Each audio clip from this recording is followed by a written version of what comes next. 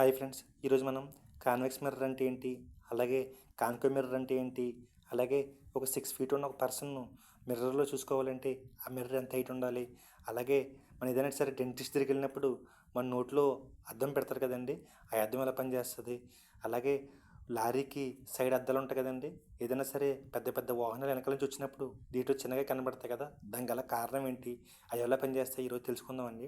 ఫస్ట్గా convex mirror ఏంటంటే ఇది కుంభాకారంగా ఉంటుందండి. సెంటర్లో పెద్ద పెద్ద వాహనాలన్నీ సెంటర్లో ఇమేజ్ పడి ఇది చిన్నగా కనబడుతుందన్నమాట అండి. అందువల్ల దీన్ని లారీలో యూజ్ చేస్తారన్నమాట. అలాగే దీన్ని ఇండస్ట్రీలో కూడా యూజ్ చేస్తారండి. అలాగే కాన్కేవ్ మిర్రర్ అనేది పుటాకారంగా ఉంటుందన్నమాట అండి. అంటే ఇమేజ్ అనేది లోపలికి ఉంటుందన్నమాట.